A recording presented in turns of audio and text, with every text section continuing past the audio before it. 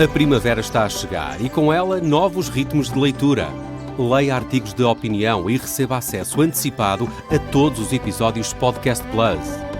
Acompanhe a atualidade ao minuto. Assine hoje o Observador com até 58% de desconto e habilite-se a ganhar uma tote bag e um voucher da Livraria Almedina. Tudo em observador.pt. Atualizar as notícias.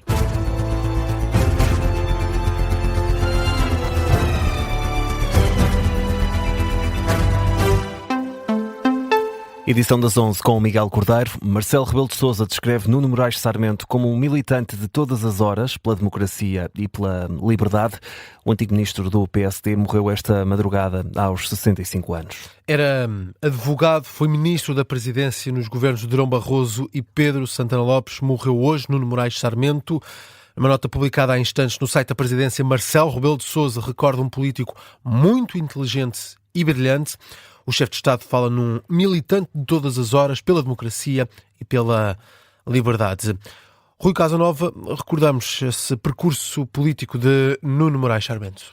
Nuno Moraes Sarmento licenciou-se em Direito pela Faculdade de Direito da Universidade Católica Portuguesa em 1984. Antes, tinha estudado no Liceu Camões, onde integrou a primeira associação de estudantes legalizada após o 25 de Abril. Foi ministro da Presidência com Durão Barroso entre 2002 e 2004 e depois ministro de Estado e da Presidência com Santana Lopes entre 2004 e 2005. Foi também membro da Comissão Nacional de Proteção de Dados Pessoais, representante de Portugal na Autoridade de Controlo Comum do Espaço Schengen e vogal do Conselho Superior do Ministério Público, eleito pela Assembleia da República. No PSD foi vice-presidente nas direções de Durão Barroso e mais recentemente de Rui Rio. Ainda antes, sob a liderança de Manuela Ferreira Leite, entre 2008 e 2010, foi presidente do Conselho de Jurisdição Nacional do Partido Social Democrata. Depois, Nuno Moraes Sarmento apoiou a candidatura de Paulo Rangel nas eleições diretas em 2010.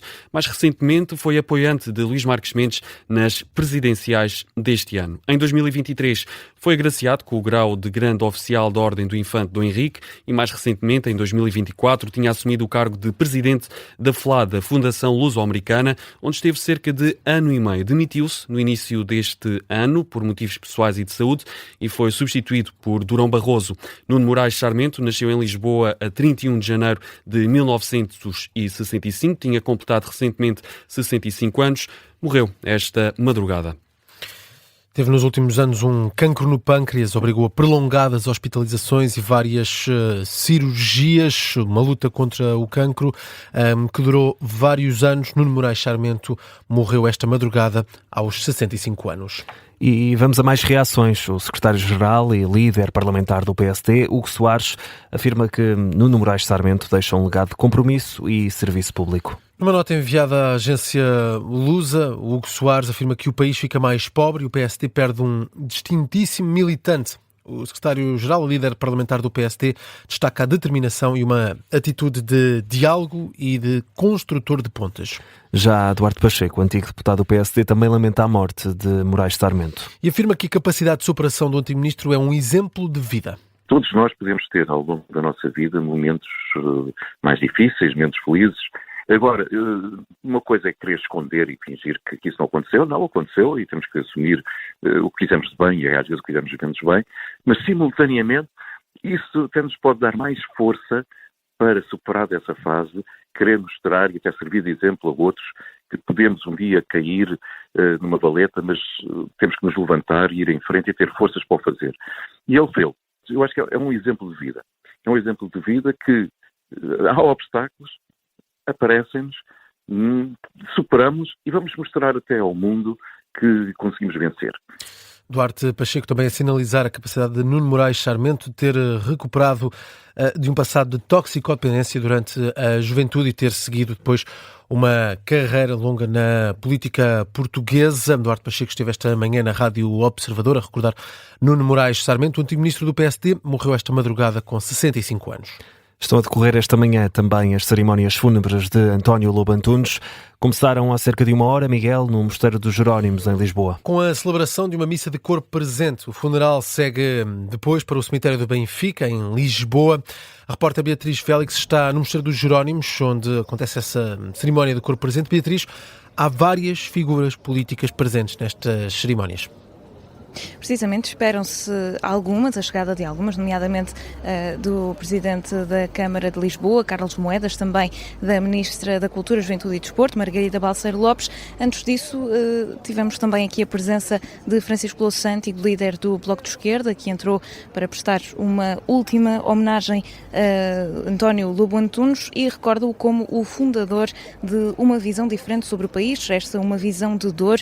António Lobo Antunes, que serviu como médico militar na Guerra Colonial em Angola entre o ano de 1971 e 1973, o que terá também influenciado algumas das suas obras. Francisco Louçã destaca por isso o legado que deixa Lobo Antunes.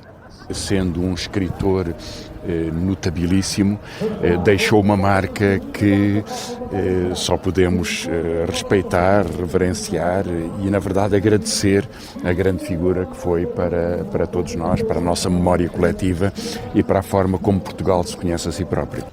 Foram palavras de Francisco Louçã já à saída dos Jerónimos, que sublinha também a crítica sem medo que sempre fez António Lobo Antunes, mas ainda assim diz que sempre teve o reconhecimento devido como um dos maiores escritores da modernidade. Francisco Louçã foi apenas uma das figuras que já por aqui passou, agora já começam a chegar mais pessoas, até familiares de António Lobo Antunes, para a missa de corpo presente que deve arrancar daqui a menos de uma hora, ao meio-dia, e que depois se espera que seja prolongada, só deverá terminar por volta das 2 ou 2:30 da tarde.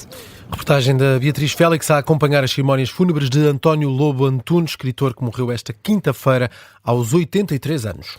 Destaque agora para o impacto do conflito do Médio Oriente na economia. O ministro António Costa Silva considera que o mundo ainda não está perante um choque petrolífero. E alerta para uma situação gravíssima se o conflito se prolongar. O preço do petróleo tem vindo a aumentar durante os últimos dias. Já na próxima segunda-feira, o preço do gasóleo em Portugal pode atingir uma subida recorde. Espera-se uma subida até 25 cêntimos. A gasolina pode atingir uma subida na casa dos 7 cêntimos. António Costa Silva, antigo Ministro da Economia, diz que ainda não se pode falar num choque petrolífero e pede atenção às próximas semanas, tenta evitar também alarmismos. Eu penso que nós ainda não estamos num choque petrolífero, portanto, e não podemos dramatizar e ser muito alarmistas, mas a situação é gravíssima se prolongar no tempo. António Costa Silva, antigo Ministro da Economia do Partido Socialista, é gestor, é também especialista na área da energia. Dá uma entrevista à agência Lusa em que aponta também para o Governo. Diz que está a ser lento, o Governo, e pede mais medidas para dar resposta ao impacto deste conflito na economia nacional. Recorda também que muitas empresas portuguesas estão ainda a lidar com o impacto do mau tempo. É a combinação de dois choques. Há o choque interno, com o que se passou em termos das tempestades, das inundações, e que atingiu severamente toda a nossa indústria da fabricação de componentes para o setor automóvel, dos moldes, da cerâmica, do vidro. Portanto, aquele eixo que vai da Marinha Grande até Aveiro está fortemente fustigado e, portanto, eu recomendo profundamente ao governo português que olhe para estes setores, e não bastam linhas de crédito, porque as linhas de crédito significam o endividamento maior das empresas. As empresas estão numa situação muito difícil e o governo está a ser muito lento a atuar nesta área e, portanto, nós já devíamos ter subvenções no terreno para as empresas restabelecerem a sua capacidade produtiva. Palavras de António Costa Silva, antigo Ministro da Economia do Partido Socialista, numa entrevista à agência Lusa, alerta para efeitos danosos para famílias e empresas se o Governo nada fizer perante os riscos económicos que Portugal enfrenta. Entretanto, o secretário-geral do Partido Socialista também pediu mais medidas ao Governo para dar resposta ao impacto da guerra no Médio Oriente. José Luís Carneiro sugere um plano de mitigação. O Governo da Aliança Democrática já se comprometeu com um desconto extraordinário do ISP no gasóleo perante o aumento repentino dos preços dos combustíveis. O presidente do Irão volta a dizer que não vai baixar as armas e garante que a rendição total, como pede Donald Trump, não vai acontecer. A rendição é um sonho. É desta forma que o presidente do Irão responde a Donald Trump. Trump tinha exigido uma rendição incondicional do Irão para poder negociar o fim da guerra. Estas declarações de Masoud Pezeshkian foram transmitidas esta manhã pela televisão estatal iraniana. É uma resposta a Donald Trump. No desporto, destaque para a jornada 25 do campeonato, uma jornada, Miguel, que pode ser decisiva nas contas do título. Os 4 primeiros estão em jogo este fim de semana. Amanhã há um Benfica-Porto. O Benfica está em terceiro, o Futebol Clube Porto em primeiro. Hoje há um Sporting Braga-Sporting. O Sporting Braga está em quarto, o Sporting está em segundo. Luta-se nesta liderança do campeonato. Fazemos agora neste jornal uma antevisão ao duelo de mais logo na Pedreira entre Sporting Braga e Sporting, com alguém que jogou nas duas equipas. Beto Pimparel, bom dia, bem-vindo à Rádio Observador. Há um favorito para este jogo? Antes de mais, muito bom dia, obrigado pelo convite. Em teoria, atribuiria, obviamente, um ligeiro favoritismo sempre à equipa que, para mim, tem sido mais consistente, que apresenta um futebol mais vertical, mais ofensivo, com muita versatilidade no seu processo ofensivo, que é o Sporting Clube Portugal. Agora, sabemos perfeitamente que a Pedreira e este Sporting Clube Braga é sempre um adversário muito difícil, também que privilegia a posse de bola, que privilegia a sua parte técnica também, que tem argumentos para enfrentar este Sporting. Portanto, independentemente desta minha balança pender um bocadinho mais para o Sporting Clube Portugal, vai ser um jogo extremamente e tremendamente bem disputado, bem jogado, duas equipas que praticam bom futebol, com ambições. É verdade que o Sporting joga em 2 campos, o Braga joga só no seu jogo, com um quarto lugar também já mais consolidado neste momento, mas com ambições ainda, este Sporting Clube Braga. Portanto, avizinha-se um grande jogo de futebol, e que seja mais uma boa propaganda para o nosso campeonato. Na primeira volta houve um empate entre Sporting e Sporting Braga, e este jogo acontece depois de uma eliminatória da Taça, em que o Sporting recebeu o Futebol Clube Porto e venceu por 1-0. Estará certamente motivada a equipa do Sporting, mas há também desgaste. Isso pode pesar no momento do jogo, logo à tarde? O desgaste existirá sempre, mas o que é facto é que as equipas neste momento, e eu lembro-me perfeitamente quando jogava, eu preferia até os jogos do que propriamente os treinos. Portanto, os jogadores entram aqui numa dinâmica de jogos motivadores, em fases decisivas, que é aquilo onde toda a gente quer estar, e são jogos que toda a gente quer jogar. Portanto, eu acho que esse cansaço passará sempre para segundo plano. Há sim uma motivação muito grande para as equipas, neste caso para o Sporting, que luta ainda pelo título. Portanto, não acredito muito nessa parte do desgaste. Acredito na motivação, não só de ter vencido o Futebol Clube Porto, mas sim, isto é uma competição à parte, isto é outra competição, é um jogo tremendamente difícil e tremendamente desafiante para o Sporting.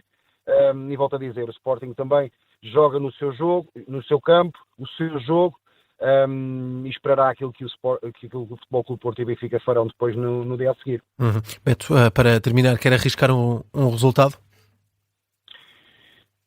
Acredito que o Sporting Clube Braga fará tudo para assumir também jogo, e quer marcar, quer fazer golos, quer proporcionar também um bom jogo, marcar também, acho eu, e acredito eu, marcar uma posição também neste confronto com os ditos grandes, até para se aproximar desse mesmo estatuto, mas acredito num 1-2, neste caso a favor do Sporting Clube Portugal. Obrigado, Beto. Pimparel jogou nas duas equipas, no Sporting Braga e no Sporting. Hoje há este duelo no Minho, jogo às 6 da tarde. É um jogo com relato aqui em direto na Rádio Observador, com emissão especial a partir das 5h30.